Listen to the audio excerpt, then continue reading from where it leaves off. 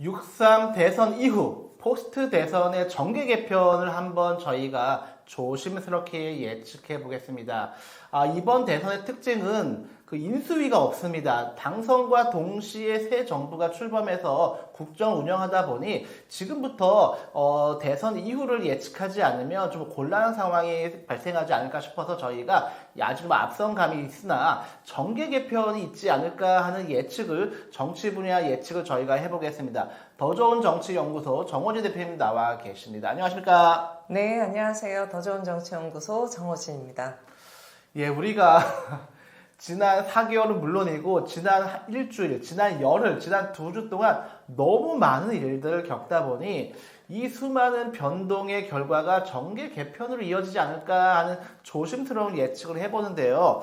먼저 우리가 어떤 일들이 있었는지 제가 간략히 말씀드리고 그리고 정계 개편을 왜 얘기하는지 말씀드리겠습니다. 작년 12월 3일 윤석열의 난이 있었죠. 계엄 쿠데타가 있었고 12월 8일에는 한동훈이 한덕수와 손을 잡고 시도했었던 한동훈의 난이 있었고요. 올해입니다. 3월 7일 드디어 직위원이 역대 한 번도 시도하지 않았던 시간 계산이라고 하는 것으로 인해서 직위원의 난으로서 윤석열을 석방시켜 주어 탈옥이었죠. 사법 탈옥. 그리고 바로 다다음 날 심우정 검찰총장이 즉시 항소를 포기하는 그런 사태로 발생했고 5월 1일 정말 지금 생각해도 끔찍한 일인데요. 대법원 조희대 대법원이 이재명 후보에게 유죄 취지의 팔기 환송을 벌여서 100만이 넘는 시민들이 여기에 온라인 참여를 하는 어마어마한 사태가 있었고요. 5월 10일 한덕수로 국민의힘 후보가 교체되는 그것도 새벽 3시부터 새벽 4시까지 단 1시간만 후보 등록을 받는 것, 그 어려운 것을 32종의 서류를 첨부한 한덕수로 후보가 교체되는 난까지 최근 우리가 발생을 했었기 때문에 이거는 이번 대선이 역대 대선과 심상치 않다. 대선 이후 정계 개편으로 이어지지 않을까 하는 조심스러운 좀 전망을 해봅니다. 대표님 좀 어떻게 생각하시나요? 지금 쭉 말씀해 주셨는데요. 요거는 하나 이렇게 뭔가 좀 만들어도 되지 않겠나. 네. 최근에 지금 채 6개월도 안 되는 상황에서 대한민국에서 벌어졌던 이 난, 쿠데타. 네. 이거는 한번 정리해 볼 필요가 있을 것 같은데요. 다 진압이 됐습니다. 다 진압이 됐는데 안 된 건 딱 하나 있습니다. 직위원의 난과 심우정의 난. 그래서 내란 속의 윤석열이 버젓이 지금 활개치고 다니지 않습니까? 여기서 한 가지 오늘 어젠가요? 뉴스를 보니까 지금 파면된 대통령도 경호가 일단 배치되지 않습니까? 윤석열 경호 인력 늘어났답니다. 아이고. 이게 말이 됩니까, 여러분? 직위원인 윤석열 물론 어제 처음으로 공판에 윤석열 출석하는 거 포토라인에 서는 게 나왔지만 두 차례나 윤석열 포토라인 서지 못하게 막아서지 않았습니까? 그 이유가 경호상의 이유였는데요. 여러분 아시겠지만 윤석열 보리밥집 맛집 술래 다니고요. 한강변에 반려견 산책하고 버젓이 활개치는데 무슨 경호가 필요하다고 이랬습니까? 지금 윤석열에게 필요한 거는요. 재구속이에요. 윤석열이 있어야 될 곳은 감옥입니다. 이 말씀은 하나 꼭 드리고 싶고요. 좀 이어서 좀 말씀드리면 특히 이 일련의 이 사태가 사실은 윤석열 윤석열의 지금 카르텔 이 내에서 벌어진 건데요. 제가 이거를 보면서 좀 느꼈던 게 윤석열로 인해서 국민의힘 정당 정치도 망했다라고 보는 첫 번째 부분은요. 지금 윤석열의 12.3 불법 계엄이 벌어지는 이 일련의 과정 속에서 사실 전초전이 있었습니다. 네. 예고편이 있었어요. 윤석열 하면 제가 보기에는 이 지금 윤석열과 친윤들의 행태를 보면요. 습관성 숙청 정치를 했다라고 보여집니다. 습관성 숙청 정치. 숙청 정치. 예. 네. 왜냐하면 사실 윤석열 12.3 불법 계엄이 있기 전에 본인의 마음에 들지 않으면 본인이 시킨 대로 안 하면 다 찍어서 숙청을 했습니다. 그 1번 타자가 바로 이준석 아니었습니까? 네. 그리고 두 번째로 있었던 부분이 약간 이건 세미 수청입니다. 본인이 먼저 죽이고 들어갔으니까요. 숙이고 들어갔으니까 김기현 대표 부분이 있고요. 세 번째가 바로 한동훈 숙청 아니었습니까? 네. 한동훈 숙청이었고 이번에 김문수 숙청이었는데 세 번은 성공했지만 마지막 김문수 수청에서는 실패했다. 그래서 습관성 수청 정치, 그리고 여기 앞서도 말씀드렸듯이 국민의힘 윤석열 쿠데타 벌어지고 난 다음에 한 번 쿠데타는 없지 두세 번은 쉽지 않습니까? 네. 아니 좀 사법 쿠데타 일어났죠. 그다음에 이번에 정당 쿠데타까지 습관성 쿠데타까지 지금 습관성 숙청 정치, 습관성 쿠데타 이게 지금 국민의힘입니다.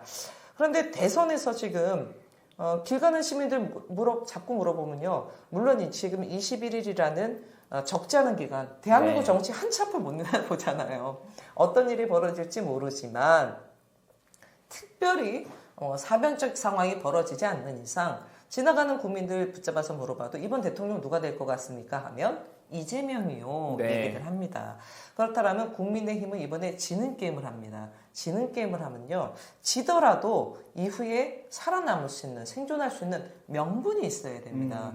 토대를 만들어야 되는데 지난 주말을 삼킨 그 막장 드라마가 모든 거를 다 송두리째 다 뒤흔든 것 같아요. 예.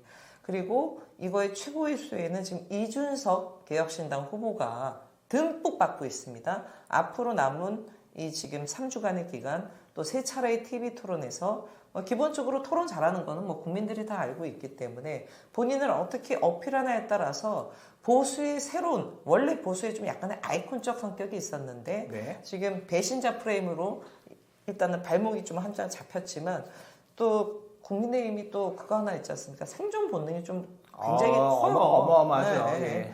내가 살기 위해서라면 뭐 태세 전환하는 거는 뭐 순식간이기 네네. 때문에 그런 측면에 있어서 국민의힘 같은 경우 이번에 대선에서 폭망하고 난 다음에 이준석의 지지율이 어느 정도 받느냐에 따라서 보수 재편도 제가 보기에는 충분히 가능하다고 예측합니다. 네, 습관성 숙청 정치 신조어를 말씀해 주셨는데 습관성 숙청 정치라는 신조어가 나올 정도로 국민의힘의 지금 정치는 우리 국민들의 정서와는 완전히 동떨어져서 우리 지난 박근혜 정부 시절에도 본 적이 없는 MB 시절에도 본 적이 없는 매우 해괴하고 생각할 수 없는 그런 게 나오고 하기 때문에 대선 이후에 국민의힘은 정계 개편으로 빨려 들어가지 않을까라는 그런 전망이 나오고 말씀하셨듯이 이준석의 지지율이 만약에 10% 내외 또 10% 돌파한다면 정계 개편은 가속화될 것이 보여지고 또 하나가 지금 이재명 그 후보가 홍준표 전 대구시장에게 미국 다녀오면 막걸리 회동을 합시다라는 공개 제안을 하셨어요. 이재명 후보가 운동장을 넓게 쓰는 건 알고 있었는데 홍준표까지도 끌어당긴다? 자신감의 표현 아닐까요? 저는 자신감의 표현이기도 하다고 보고요. 한편으로는 또 어떤 부분이 있냐면 이재명 후보가 요즘에 많이 말씀하시는 것 중에 하나는 이념이나 진영보다는 국민이다. 국민이 네. 우선이다. 국민을 굉장히 많이 강조하지 않습니까? 더불어서 이제 먹사니즘, 먹고 사는 문제, 민생 해결이 이제 굉장히 강하지 않습니까? 근데 사실 그것이 표현화되고 외화되기 위해서는 새 정부에서 네. 예를 들어서 내각 부분에 혹은 이 정부의 진영에 있어서 사실은 소위 말해서 보수 진영에 있었던 인물들도 같이 들어와야지 이게 전체적인 큰 그림이 되지 않습니까? 저는 이번에 이재명 후보가 인사했던 인선 중에서 윤여준 장관, 네. 뭐 많이들 얘기하시지 않습니까? 이석현 전 법제처장 얘기해서 총괄선대위원장이기도 한데요.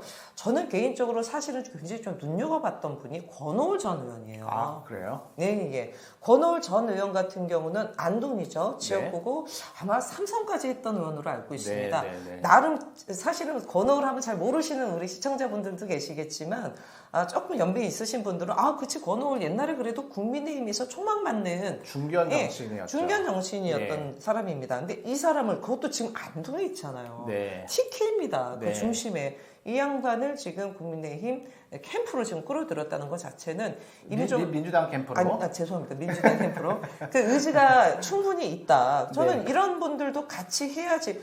사실 새 정부가 네. 민주당만의 정부가 돼서는 안 되죠. 네. 국민을 위한 정부가 된다라면 저는 지금 운동장을 굉장히 잘 쓰고 있다. 그리고 이분들이 특징이 하나 있어요. 좀 합리적인 인사들입니다. 네. 소위 말해서 꼴통은 아니에요. 그런 측면에 있어서 홍준표 전 대구시장은 약간 좀 똘끼가 있는 분위기입니다만 이분이 갖고 있는 장점이 유연성이에요. 네. 굉장히 유연성이 있고요. 제가 몇 차례 말씀드렸는데 이분은 말을 하면요 사람들의 인상을 찌푸리게 하기보다는 좀 웃게 만듭니다. 재밌죠. 예. 개그적 이런 예, 맞아요. 소질도 좀 갖고 있어요. 해악이 있습니다. 해악. 네. 뭐 방자하다. 네. 뭐 그 입 다물라마 뭐 이런 부분이 있지 않습니까? 남들이 하면 저게 뭐야 하는데 좀 네. 웃기게 한다는 부분이 있죠. 그런 측면에 있어서 좀 유연성을 좀 갖춘 인물이기 때문에 홍준표 전 대구시장이 빅 아일랜드에서 아마 돌아오게 될지는 이재명 후보는 후보가 아니라 21대 대통령이 되지 않습니까? 네. 막중한 책임을 갖고 있는 새 정부의 21대 대통령이 단순히 홍준표 후보랑 막걸리 한 잔만 하겠습니까? 네. 저는 여러 가지 좀 그림을 좀 그리고 있다라는 게 읽혀집니다. 저는 이제 그 이재명 후보의 그 넓게 쓰는 운동장과 더불어서 이제 대선 이후 정계 개편을 예측을 하면서 제가 좀 눈여겨보는 것은 영남권이거든요. 네. 방금 말씀하셨듯이 권오을 전 의원이 이제 안동 TK이기도 하고 홍준표 전 대구시장 있고요. 그리고 이제 얼마 전에 며칠 전이었죠. 불과 탈당하는 울산의 그 성함이 기억이 안 나네. 울산의 그 국민의힘 김상욱 의원이죠. 김상욱. 예. 죄송합니다. 김상욱 의원이 지금 김상욱 울산에서였는데 탈당하지 않았습니까? 이 영남 쪽에서 이번 대선 결과가 어느 정도 지금 이재명 후보가 상당히 선전을 한다고 하면 이건 정계 개편이 가속화될 것이고 그 모양은 국민의힘은 내란 정당으로서 상당히 축소가 되고 오히려 더불어민주당이 영남 지역에 상당히 좀 포진하는 그래서 정말로 그 전국 정당으로서의 더불어민주당의 위용을 갖추게 되지 않을까 여기에 이제 이재명 후보가 그 대선 훨씬 전부터 조갑제, 정규제 이런 분들과 만나서 대담을 나누었고 이번에 이제 홍준표와 막걸리 회동 제안까지 하는 것을 보면은 어느 정도 자신감의 반영이기도 하고 이재명 후보 본인도 대선 이후 이제는 국민의 정당, 전국 정당으로서 더불어민주당이 작용해야 하고 그러기 위해서 영남권에 대한 영향력이 중요하다라고 이재명 후보가 판단한 게 아닐까라고 예측을 해봅니다. 저 굉장히 중요한 포인트 좀 말씀해 주셨는 것 같은데요. 오늘이 지금 D-21일 공식 선거운동 두 번째 날인데 오늘 참 재밌는 게 뭔지 아십니까? 빅3도 아닙니다. 지금 1강 1중 1약인데요. 네. 세 명의 후보가 똑같은 곳에 갑니다. 오늘 다 TK 가요. 아, 그러네요. 오늘 이재명 후보 TK 갑니다. 김문수 후보 어제 서문시장 대구 유세에서 오늘도 TK 있고요. 네. 이준석 후보 오늘 대구 내려갑니다. 네. 이게 사실은 이번에 TK 전쟁이에요. 저는 이재명 후보가 만약에 TK에서 40% 나오지 않습니까? 40%. 저는 이거 아예 가능성이 없다고 생각 안 하는데요.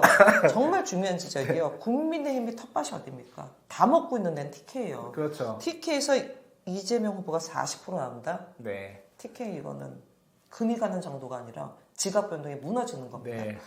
이게 사실은 PK랑은 다르게 TK는 너무나 견고했어요. 네. TK를 뚫었던 사람이 지금 제 기억으로는 김부겸, 뭐 홍일학 정도? 네네. 여기 뭐 야권 단일화 해도 안 돼요. 하나마나 뭐 그런 정도였습니다만 지금 이재명 후보가 TK에 상당히 공들이고 있는 것도 사실인 것 같고요. 네. 또 고향이기도 하고 이게 전략적으로 대단히 중요합니다. 이번 선거에서.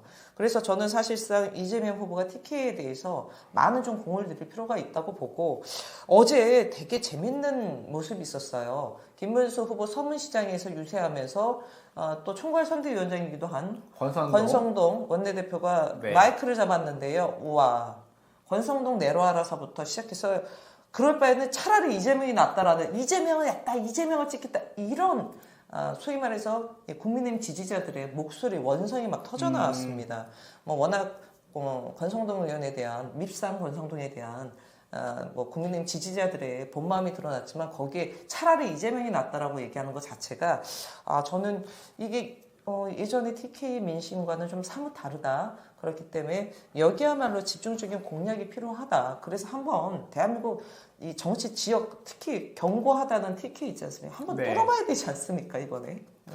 그러니까 이 내란 정당, 국민의힘 내란 정당이 보수를 참칭하고 있었단 말이죠. 네. 그러니까 많은 유권자들이 헷갈렸어요. 국민의힘이 마치 보수인 것처럼 착각, 오해를 하고 있었는데 알고 보니 여기는 그냥 구테타 내란 정당이고 헌법 자체를 아예 무시하는 반헌법 정당이어서 사실 대선 이후에 위헌 정당으로 해산에 충분한 그런 소지도 있는 정당이 국민의힘이기 때문에 맞습니다. 더 이상 이거를 좌시할 수는 없고 민주당이 영남으로 동진해서 TK와 부울경 지역에 상당히 선전을 함으로써 국민의힘의 그런 기반 자체를 민주당이 가져오는 것이 가장 합리적이지 않을까 하는 생각이 들고 아까 말씀하셨던 이준석 후보의 경우 허은하 그 전 대표가 상당히 이준석 후보를 공격하기 위해 공을 들였는데 결과적으로 여론조사에만 보았을 때에는 허은하 전 대표의 그 공략이 별로 먹혀들지 않은 것 같고 오히려 이준석은 지금 점점 더 주목을 받고 있는 시점입니다. 그렇다고 한다면 이준석이 어느 정도 득표율이 나오냐에 따라서 국민의힘은 오히려 이준석 쪽으로 상당 부분 좀 정계 개편이 옮겨가지 않을까라고도 좀 예측해 볼 수 있지 않을까 생각합니다. 예를 들어서 지난 저희가 이 탄핵 과정을 봤을 때 국민의힘 지지율이 확 올라간 적도 있었습니다. 네. 예, 그러면서 또 뭉쳤던 소위 말해서 보수 진영들이 뭉쳤던 부분이 있는데요. 지금 전체적으로 봤을 때 예를 들어서 한덕수의 대선 출마 대망론과 관련돼서 국민의 60% 이상이 반대를 했던 부분이 있습니다. 그러면 예를 들어서 한 40% 정도 국민의힘이 이 지금 지지 포션을 네. 갖고 있다라고 봤을 때 예를 들어서 여기에서 이준석 후보가 15%가 넘지 않습니까? 네. 15%가 넘잖아요. 그렇게 되면 사실은 지금 어마어마한 25% 거죠. 예. 25% 되는 거죠. 김문수 네. 후보 10% 차이밖에 안 됩니다. 네. 근데 만약에 여기가 18%까지 가잖아요. 그러면 23%예요. 이게 지금 완전히 근접 오차가 네, 어미나로 네, 들어갈 네. 수도 있는 건데 사실 이 대선 같은 경우는 바람이 있습니다. 그리고 네. 지금 대선 후보가 예를 들어서 과거에 문재인 대통령 됐던 지금 19대 대통령 선거처럼요. 그때 탄핵 위에 벌어졌지만 문재인 후보 나왔지만 지금의 국민의힘에서는 홍준표 후보 나왔죠. 네. 국민의당에서 안철수 후보 안철수. 나왔죠. 그럼 바른미래당에 유승민 후보 나왔죠. 네. 정의당에 심상정 후보 나왔죠. 네. 후보가 쫙 늘어진 게 아니에요, 지금. 네. 지금 후보가 압축됐습니다. 7명의 후보지만 죄송스럽게도 4분의 후보에 대해서는 국민적 관심도가 떨어져요. 네. 완벽한 일강이 있습니다. 네. 한 명은 일중, 한 명은 일약인데 이 일약이 사실은 네. 이재명과 싸우는 게 아니라 김문수랑 싸우는 거예요. 네. 네. 그렇기 때문에 저는 15%를 예를 들어서 선거 여론조사 중반 있지 않습니까? 그리고 심지어 깜깜이 직전에 만약에 진짜 15%까지 치고 나간다? 네. 그럼 이거 몰라요.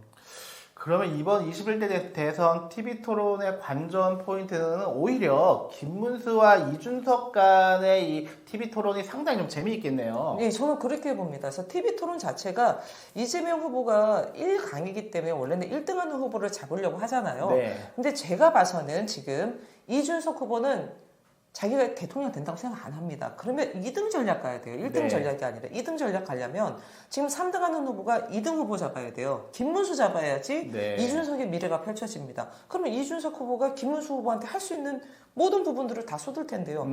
당장은 개헌과 관련돼서 당신 입장 뭐냐. 네. 어제 어정쩡하게 사과했는데 그거 윤석열의 개사과랑 뭐가 틀리냐. 피해 준 국민들한테 미안하다고 하는데 윤석열 불편을 끼쳐서 죄송하다는 건 뭐가 다르냐. 그 다음에 반탄 아니겠습니까? 네. 여전히 반탄이냐 물어보겠죠. 그리고 김문수 후보가 그동안 이 망언이 너무 많습니다. 네. 이 망언과 관련된 부분. 뭐 예를 들어서 청빈하게 사는 거 제외하고는 제가 보기에는 모든 부분을 다 쏟아부어서 당연한 거라고 저는 봅니다. 이준석 후보는 이재명을 잡는 게 아니라 김문수를 잡아야지 자기가 포스트 보수의 주자가 될 수 있기 때문에 2등 전략을 아마 노릴 것 같습니다. 그 싸움 재밌을 것 같지 않습니까? 게다가 이제 주요 보수 인사들이 김문석, 한덕수가 아닌 이준석을 계속 지지하고 있지 않습니까? 네. 그 정규제, 조갑제도 그런 발언을 했었고 홍준표 전 대구시장도 김문수 선대위원장을 제안받았으나 단칼에 거절하고 미국으로 가서 이준석과 이재명의 싸움이다라고 이준석을 상당히 좀 치켜세워주는 그런 스탠스를 취하고 있기 때문에 보수권에서도 김문수가 아닌 이준석 쪽으로 좀 이렇게 점점 태세 전환이 되고 있는 게 아닌가라고 예측이 되기 때문에 말씀하셨던 분석이 우리가 좀 눈여겨보아야 될 지점이 아닌가 좀 생각이 됩니다. 저는 한 가지 여기서 이제 워낙 지금 이제 공식 선거 운동 들어가서 좀 여론에서 조금 멀어졌지만 지금 내일로 김건희 지금 명태균 게이트 관련돼서 서울중앙지검이 소환 조사를 네. 요구를 했습니다. 안 나갈 거예요. 네, 아프답니다. 또 아프다고 뭐 들어눕고 있는데요. 이게 지금 명태균 게이트예요. 네. 명태균 게이트인데 지금 오세훈 갑자기 불출마 선언하고 멀어졌죠. 사실 오세훈은 압수수색까지 했는데 압수수색 안에 김건희 부르고 오세훈은 아직 안 이거 약간 이상하거든요, 사실. 네. 그리고 이제 홍준표 후보 같은 경우 떠났죠. 이 명태균과 가장 각별했던 칠불사 회동의 당사자가 이준석 후보 아니겠습니까? 네, 네. 그런 측면에 있어서 이준석 후보의 지금 남은 아킬레스건 김문수 후보는 아마 이거 건드릴 거예요. 네. 김문수 후보 같은 경우는 자유로운 사람이기 때문에 네. 그래서 요 지금 수사의 향방 있지 않습니까? 네. 지금 명태균 게이트 서울지검 넘어온 지 지금 2달 만이 뭡니까? 지금 석 달이 나갔는데 아무것도 안 하고 있어요. 이거 지금.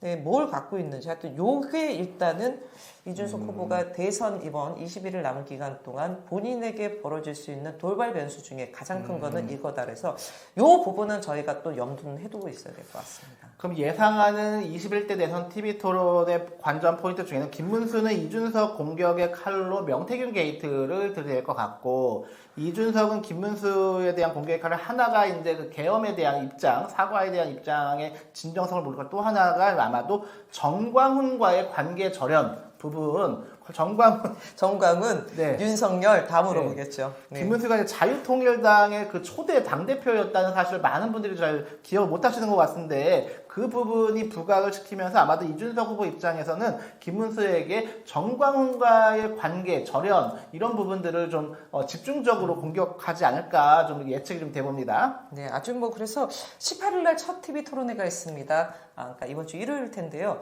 전 생각보다도 굉장히 좀 흥미진진한 토론회가 될 것 같아요. 특히 뭐 방금 말씀하셨듯이 이준석 후보 같은 경우는 2명과 절연해야 된다. 아니, 3명이라고 할 수 있죠.